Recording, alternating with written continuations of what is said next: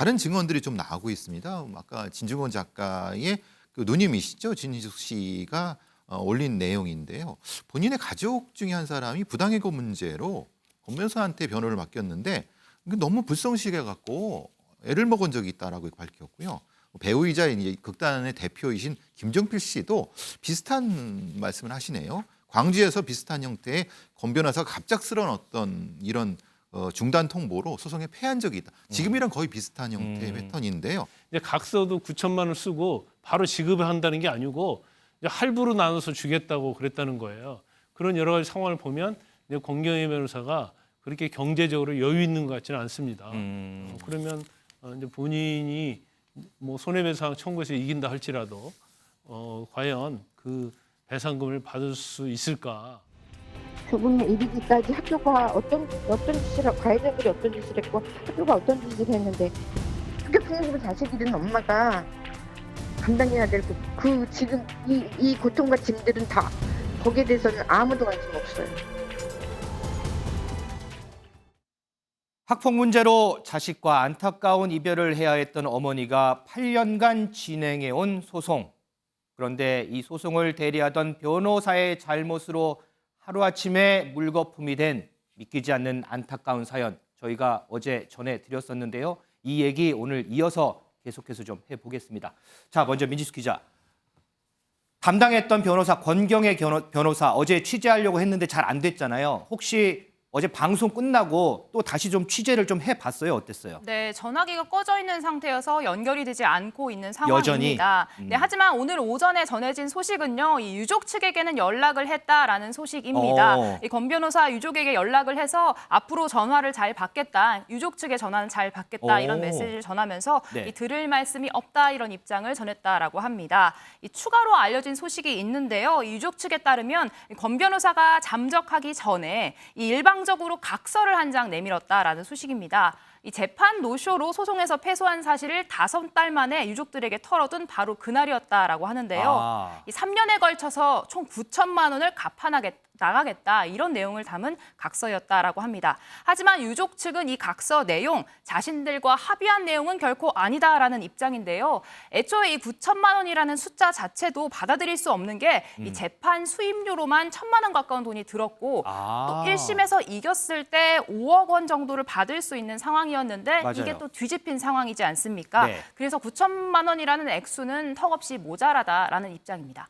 자, 그러면 김광선 변호사. 네.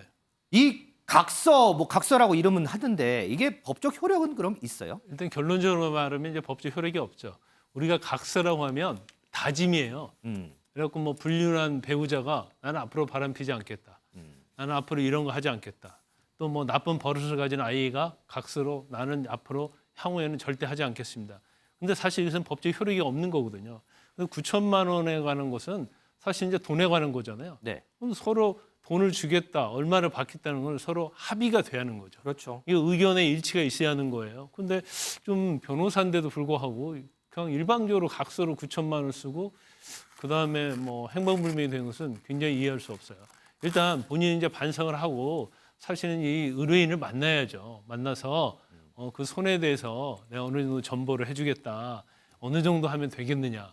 그래서 만약에 의뢰인이 요구하는 금액이 합당하면 거기에 맞는 합의, 약정서를 쓰면 되는 거고 만약에 맞지 않으면 결국 유족이 의뢰인이 소송을 제기해서 법원에 판결에 의한 금액을 주면 되거든요. 근데 이제 각서만 한 장 딱 써놓고 그다음에 연락이 두절됐다. 이 부분도 사실은 이해가 되지 않는 부분이에요. 배상호 프로파일러. 이 어머니한테 또 안타까운 사연이 어쨌든 소송은 취하가 됐는데 이 소송 비용 1,300만 원을 본인이 오롯이 다 물어야 했던 상황이에요. 그런데 정말 이건 다행스럽게도 서울시 교육청에서 이 소송 청구 포기를 검토하겠다 이런 얘기가 나왔더라고요. 예, 서울교육청에서는 자체 이제 소송사무 규칙에 의해서 소송 비용 1,300만 원을 청구를 이제 신청을 했는데 지금 논란이 되고 있어갖고 사실은 그 규정이 그런 게 있나 봅니다. 공익소송 등 상대방에게 비용을 부담시키는 게 적절하지 않게 인정될 경우에는 심의의 의결을 거쳐갖고 소송 비용을 회수하지 않을 수 있다는 규정 때문에 이 규정, 이 심의회를 열 것을 아마 다음 주나 이런 초에 소집할 거라고 되는데 여기는 부교육감위원장으로 돼 있고요. 이 소송 심의를 열어갖고 해소하지 않을지를 거기서 이제 회의를 해보고 결정한다고 합니다. 아마 이 부분이 많이 좀 부각이 됐기 때문에 이 회의가 열리면 아무래도 좀 뭐 교육청 입장도 있긴 하겠지만 이 어머님 입장도 많이 좀 배려를 해 주시면 어떨까 이런 생각도 조금 개인적으로는 좀 해봅니다. 설 변호사님. 네. 그래도 가장 참 제가 궁금한 거는 어쨌든 이 어머니가 변호사 때문에 피해를 입었잖아요. 네, 네. 그러면 우리가 언제 생각할 수 있는 거는 손해배상을 받을 수 있느냐 없느냐 이 부분인데 이거 좀 네. 받을 수 있을까요? 일단 위임 관계에 있어서의 의무를 져버렸거든요. 권 변호사가. 그렇기 네. 때문에 저는 충분히 손해배상 청구를 가능한데 여기에 손해배상이라는 것은 어떠한 위자료 청구뿐만 아니라 어찌 보면 특별 손해도 1심에서 이겼던 5억 원의 배상금 이 금액에 대해서 전체 다는 아닐지라도 어떠한 특별 손해로서 충분히 청구를 해볼 수도 있다. 그리고 재판부도 이 부분에 대해서 상당히 긍정적으로 생각해 볼 수도 있다라고 생각하고요. 뭐 변호사들도 가끔 과실로 이런 소송을 예를 들어서 지게 되거나 아니면 의뢰인에게 손해를 가할 수가 있습니다. 그래서 이제 보통 보험이라는 제도가 있어요. 네. 변호사 배상보험 제도가 있고 보통 서울회라든지 서울 변호사회, 그다음에 경기 변호사회에도 의무 가입이나 신청한 사람에 의해서 이걸 가입을 하거든요. 그래서 대부분 변호사들이 요즘 많이 가입을 하고 있습니다. 그런데 이 사건에서는 단순 과실이라고 하기가 너무 어려워요. 이건 제 변호사가 3회 불출석을 해서 소치하가 됐다는 부분은 네. 변호사가 굉장히 중과실이란 말이죠. 고의에 가까울 정도로. 그렇기 때문에 이 배상 보험이 적용되기에는 좀 어려운 부분도 있다는 것이 좀 사실입니다. 근데 보험 얘기 말씀하셔서 그런데 네. 제가 얼핏 듣기에 이런 게 있는데요. 전문인 배상 책임 보험 이거는 뭔가요? 네, 그러니까 방금 말씀드린 아, 게 그거에 이게 전문인이 변호사인데 이게 아. 의사도 있고 이제 변호사도 있고 그래서 어떤 소송 과정이라든지 수행 과정에서 어떤 손해를 끼칠 경우에 할 수 있는 것인데 이 사건에서는 보통 보험이란 것은 우연성이거든요. 그렇죠. 근데 중과실이란 것은 우연이 아니라 고의거든요. 그렇기 때문에 이 사건에서는 이 보험으로 적용될 수 있을지에 대해서는 조금 검토가 필요할 것 같습니다. 그런데 김 변호사님. 네. 어쨌든 이 어머니가 손해배상 받으려고 해도 이것도 다시 소송해야 되는 거 아니에요? 그렇죠. 이제 소송을 통해서는 받을 수 있어요. 그리고 각서가 9천만 원짜리가 그게 효력이 없기 때문에 소송을 하는데 또 소송을 하려면 또 변호사 비용이 있어야 하잖아요. 그렇죠. 그러니까. 그리고 지금 이 소송을 이긴다 할지라도 과연 이 권경희 변호사가 재산이 있는지 모르겠어요.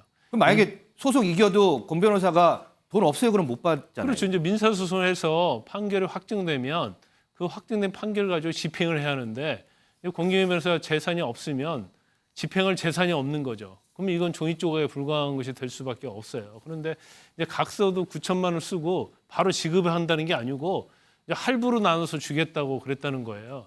그런 여러 가지 상황을 보면 이제 권경희 변호사가 그렇게 경제적으로 여유 있는 것 같지는 않습니다. 그러면 이제 본인이 뭐 손해배상 청구해서 이긴다 할지라도 과연 그 배상금을 받을 수 있을까 이제 그런 의구심이 들 수 있죠. 우리 지금 유튜브를 통해서 들어온 우리 시청자 질문 하나만 짚고 가겠습니다. 우리 설 변호사님. 네. 우리 시청자분이 이런 질문 하셨네요. 변호사님들 사정이 생겨서 재판에 불출석하게 됐을 때는 보통 어떻게 하나요? 이번 건은 너무 어이가 없네요. 이렇게 질문하셨는데 네. 불출석할 경우에 보통 어떻게 해요? 보통 저희가 이제 복대리라든지 예. 아니면 공동 수임 같은 사무실에 여러 변호사가 있는 경우에는 뭐 공동 수임을 해서 제가 참석을 못 하더라도 다른 변호사가 출석을 하면 되는 것이거든요. 그게 안 되면 단독으로 예를 들어서 변호사 활동을 하고 있는 경우에는 다른 변호사님을 대신해서 대리해서 가달라 해서 복대리를 보통 합니다. 아, 그걸 이제 그리고 복대리라고 하나 보죠? 저는 정말 이 사건에서 이해할 수 없는 부분이 변호사는 기일을 놓칠 수도 있어요. 그러니까 보통 우리가 보통 1, 2주 전에 보통 다음 주에 이번 주에 있을 사건, 다음 주에 있을 사건을 보통 체크를 합니다. 네. 그래서 사무 보조원들이 하는 일 중에 가장 중요한 게 기일 체크거든요. 그렇다고 한다면 저는 이 사건에서 어떻게 3번이나 불출석을 한다는 것은 도저히 저는 이제까지 뭐 10년 정도 했지만은 들어본 사실이 없어요. 그래서 보통은 복대리를 해서 이 부분 결코 기일 출석을 하도록 하기 때문에 조금 저는 이번 권 변호사 사건은 거의 진짜 고의에 가깝지 않나라고 생각합니다. 본인이 설령 일이 생겼다고 해도 네. 누구를 꼭 대리해서 꼭 보내는 이런 네, 경우는 네, 네, 그렇습니다. 자, 민주수 기자, 대한변호사협회에서 지금 권경의 변호사에 대해서 조사에 착수했다면서요? 맞습니다. 대한변협은요, 이 소속 변호사에 대한 징계 안건을 논의할 수가 있습니다. 변협 어제 공식 입장문을 내고 협회장 직권으로 권 변호사 징계 안건을 조사위원회에 회부하겠다 이렇게 밝혔습니다. 이 안건 논의를 거쳐서 결과는 다음 달 10일 정도에 나올 예정이라고 하는데요. 이 변협에서 가능한 징계 수위를 따져보면 경고 성격의 견책이 있고 그다음에 과태료, 또 변호사 자격 정지와 이 제명이 있습니다. 김 변호사님. 예. 지금 권 변호사 경우에는 이게 징계 사유가 되나요? 징계 사유가 되죠. 아, 돼요. 그러면 수임한 사건에 있어서는 반드시 이제 성실하게 사무를 처리할 의무가 있는 거고 변호사도 윤리의 하나예요. 그래서 제가 볼 때는 이 정도 사안이면 이제 중징계는 제명 아니면 정지이거든요. 근데 뭐 제가 볼 때는 제명까지는 가지 않고 적어도 정직은 할 가능성이 크다. 그래서 최소한 뭐 10개월 이상 또 뭐 대개 3년 이하 정도 되는데 이 사안은 적어도 뭐 10개월, 1년 이상의 정직에 해당되지 않을까 싶어요. 물론 이제 그 경유랄지 그런 것들을 변협에서 조사를 하고 권경의 변호사가 여기다 이제 소명을 해서 네. 그 정도 수위를 뭐 조사를 해서 정하는 게 중요하겠죠. 자, 배상원 프로파일러. 지금 이 권경의 변호사가 이제 조국 흑서 공동 저자기 때문에 많은 사람들이 아는 사람이에요. 그렇기 때문에 공분이 더 커질 수밖에 없는데 이 권 변호사가 과거에 했던 이런 인터뷰 내용들도 지금 이제 다시 또 조명이 되더라고요. 예. 2021년 인터뷰입니다. 이런 말씀을 하셨네요. 나는 정직한 게 좋다. 내 자신이 스스로 봤을 때 부끄럽지 않은 삶에 가장 편안하다. 내가 나한테 부끄러우면 결국 안 되는 것 같다. 근데 지금의 그 이 행동과는 사실 굉장히 동떨어진 것이 아닌가 이런 느낌도 들고요. 사실 지금 다른 증언들이 좀 나오고 있습니다. 아까 진중권 작가의 그 누님이시죠, 진희숙 씨가 올린 내용인데요. 본인의 가족 중에 한 사람이 부당해고 문제로 권 변호사한테 변호를 맡겼는데 너무 불성실해 갖고 애를 먹은 적이 있다라고 밝혔고요. 배우이자 이제 극단의 대표이신 김정필 씨도 비슷한 말씀을 하시네요. 광주에서 비슷한 형태의 권 변호사가 갑작스러운 어떤 이런 중단 통보로 소송에 패한 적이 있다. 지금이랑 거의 비슷한 형태의 패턴인데요. 그러니까 당연히 쉽게 이길 소송이라고 해서 자기가 가져가 놓고 네. 정작 진행하려고 했더니 사실은 자기 못하겠다. 그 못하겠다는 이유도 뭐 선거 때문에 바빠서 못하겠다. 이렇게 해갖고 결국은 이제 다른 변호사를 급하게 구해갖고 이렇게 했다라고 하는데 글쎄요, 지금 이 패턴이 비슷해갖고 사실 놀라울 정도입니다. 김광석 변호사님, 이게 이 사건이 지금 점점 더 커지는 분위기예요. 그러다 보니까 앞으로 이제 내가 일이 있을 때 변호사를 믿어도 되는지 이런 불안감을 느끼는 분들도 꽤 되는 것 같더라고요. 근데 사실 이제 변호사를 선택하기가 굉장히 어려워요. 그러니까 제일 좋은 변호사는 실력 있는 변호사이면서 성실한 변호사거든요. 아무리 실력이 있다 하더라도 권경의 변호사처럼 저렇게 불성실하면 그건 아무 의미가 없는 거죠. 또 성실하는데 실력이 없어요. 그러면 사실 소송에서는 포인트가 있는데 남의 다리만 긁는 거예요. 그러다 보니까 변호사를 선임한다는 게 진짜로 굉장히 어려워요. 어려운데 이제 한 가지 지금 권경의 변호사 같은 케이스에서 이걸 방지하려고 하면 네. 의뢰인이 사건에 관심이 많아야 돼요. 그리고 지금은 사법 포탈에 들어가면 자기 사건의 진행 상황을 알 수 있거든요. 그러면 반드시 아니 내일 우리 재판, 일주일에 우리 재판이 있는데 변호사가 어떻게 할 거냐. 그 재판이 끝나면 직접 갈 수도 있고요. 또 민사는 안 가도 되거든요. 또 시간이 없어 못 가면 재판 끝난 날 오후에 변호사한테 오늘 재판이 어떻게 진행이 됐냐, 앞으로 어떻게 전략을 세울 거냐, 이걸 의뢰인이 좀 체크를 해줘야 돼요. 그래야지 사실 의뢰인 입장에서는 저 변호사가 정말 성실한 변호사인지 아닌지를 판단할 수 없거든요. 그러면 결과적으로 따지면 변호사의 성실함과 의뢰인이 계속적인 체크 이렇게 해야지 사건이 성공하면서 이런 불상사가 없는 거죠. 설 변호사님, 그럼에도 불구하고요. 네. 불성실한 변호사에게 알아차릴 수 있는 방법은 없어요. 방금 말씀 잘해주셨어요. 자주 연락이 자주 되면 일단 그게 가장 성실할 것 같습니다. 네, 일단 그래서 그 의뢰인이 정말 관심이 많으셔야 돼요. 그러니까 이 어떤 이게 재판정에 가거나 검찰에 가거나 여러 가지 일들이 있었을 때 법적인 이슈가 생겼을 때 굉장히 귀찮을 정도로 하는 것이 오히려 정말 좋은 결과를 이끌어내는 일이거든요. 네. 그러니까 변호사에게 궁금한 거 있으면 물어보고 변호사 다 답해 줍니다. 대부분. 그렇기 때문에 이런 부분 본인들이 이런 부분에 대해서 조금 적극적으로 하실 필요도 있다라고 생각합니다. 자, 우리 시청자분들 앞으로 혹시나 사건을 의뢰할 일이 있으시다면 지금 저희 출연자분들이 했던 이 조언 꼭 잘 좀 새겨 보셨으면 좋겠습니다.